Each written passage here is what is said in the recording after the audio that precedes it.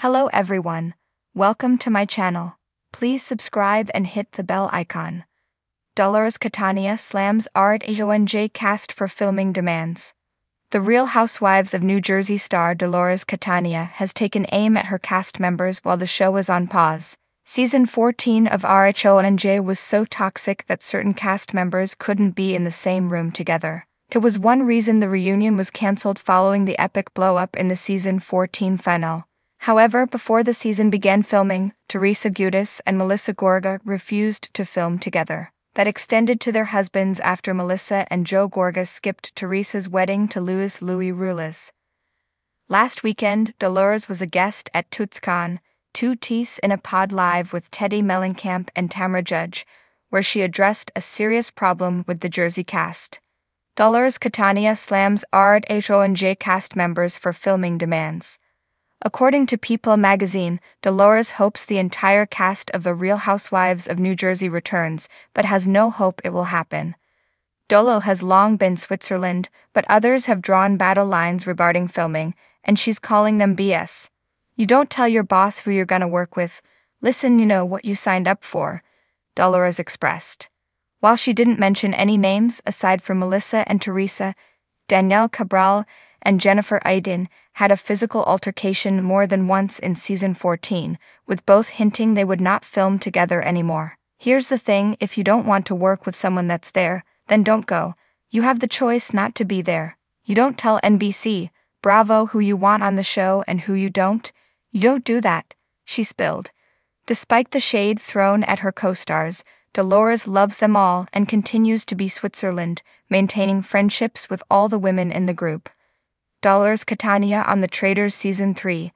Instead of sitting back on the sidelines waiting for news on The Real Housewives of New Jersey, Dolores decided to take on a different reality TV gig. Dolores headed to Scotland with other Bravo stars and Real Housewives to film The Traitors Season 3 this past summer. As Monsters and critics previously reported, Dolores has gushed over her experience on The Traitors after such dark times on RHONJ. We can't wait to see Dolo in a new light. The good news is that we won't have to wait much longer to see her in the iconic Scotland castle, because Season 3 of The Traitors hits Peacock airwaves in January 2025. It's not RHONJ, but at least fans will get a Dolores Catania fix in 2025. After all signs are not good, the Jersey women will be back on screens next year. Dolores Catania stood before the cameras, her arms folded across her chest, her usual composure replaced with a sharp, seething edge. The set had cleared out hours ago, but the residual tension was palpable, clinging to the air like smoke. As she paced back and forth, her heels clicking against the polished floors of the production studio, she couldn't hold back any longer. The months of passive-aggressive jabs, the constant demands, and the unrelenting pressure to perform for the camera were taking their toll. She was done.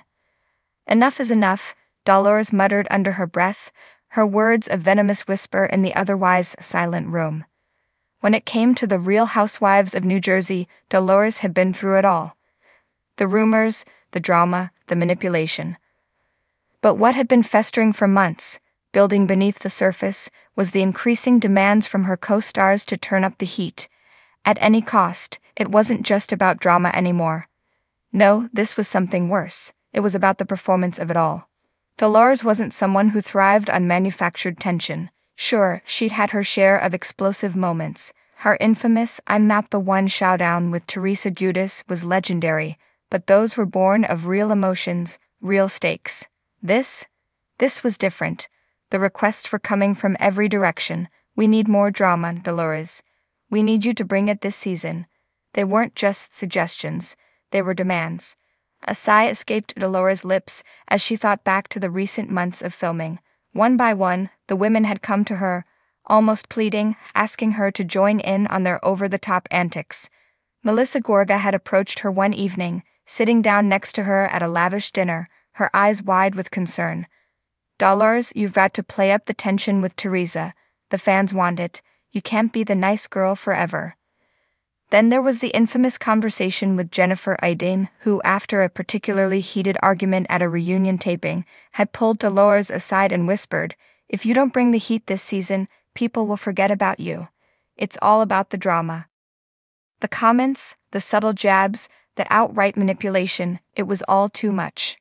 Dolores had worked hard to earn her place on the show. She wasn't just a friend of anymore, she was a mainstay. She had built her identity in the show's universe, and it wasn't based on drama for drama's sake. Dolores was about authenticity, about loyalty, and about keeping her friendships intact in a world that seemed to relish in chaos. But as filming for season 14 dragged on, the line between reality and performance had begun to blur. The cameras had become less of a backdrop for real moments and more of a tool to extract as much chaos as possible. And that wasn't something Dolores could get behind. One afternoon, after a particularly tense group dinner, Dolores had reached her breaking point. She was exhausted, physically, mentally, and emotionally. The women were circling like vultures, waiting for the next big blow-up, and Dolores could feel herself slipping into a role she didn't recognize. By the time the cameras stopped rolling, Dolores had already made up her mind. She wasn't going to play their game anymore. No more faked feuds. No more desperate moments to please the producers. She was ready to speak up. The next morning, during a sit-down meeting with the show's producers, Dolores finally let it all out. "Listen, I don't know how you guys do things, but I'm back here for this," Dolores began, her voice firm. "I've worked with you all for years, and I know how the game works, but this season it feels different. It feels forced. Every day, I'm getting requests to stir the pot, to make things interesting, and frankly, I'm over it." The producer, a seasoned veteran of reality TV, nodded patiently, but Dolores could see the slight tension in his posture. They'd heard this before, but they weren't prepared for her to actually call it out so directly. "Let me be clear," Dolores continued, her voice rising with the intensity of her frustration. "I didn't sign up for this kind of crap. You can't expect me to fake fights, make enemies out of thin air, and manufacture drama just to get a rise out of people. This isn't the Dolores you've been working with. I've given you my real moments, and that's all I can give." A silence settled in the room. Dolores had been known to be a tough cookie, but this was raw, unfiltered emotion. The woman in front of the cameras wasn't the same one who sat back and played it cool in the editing room. The producer shifted uncomfortably in his chair. "Dolores, I understand where you're coming from. But this is reality TV. The audience expects more than just the good times. You know that. We need something to keep people talking." Dolores shook her head. "What they want is authenticity. That's what people connect with. Not manufactured chaos, not fake arguments, not trying to shove drama down their throats. If you want me to stay true to who I am, then stop trying to turn me into something I'm not. If that's not enough, then maybe I don't belong here anymore." The producer's face shifted, a flicker of recognition in his eyes. Dolores wasn't bluffing. She'd walked away from shows before, and she wasn't afraid to do it again if it meant preserving her integrity. "I don't need this show to define me," Dolores said, her voice softer now, but still strong. "I've got my family, my friends, my business.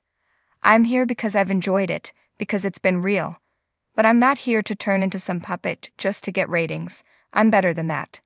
And with that, Dolores stormed out of the room, leaving the producers scrambling to figure out how they'd handle one of their most consistent stars possibly walking away.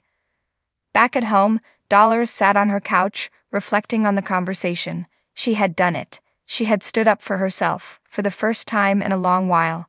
The pressure of trying to fit into a mold that wasn't hers was finally gone. In the end, Dolores Catania wasn't going to be anyone's puppet. She wasn't going to sacrifice her authenticity for the sake of a storyline. If the Real Housewives world wanted her, they would have to accept the real Dolores. No scripts, no fake drama, just her.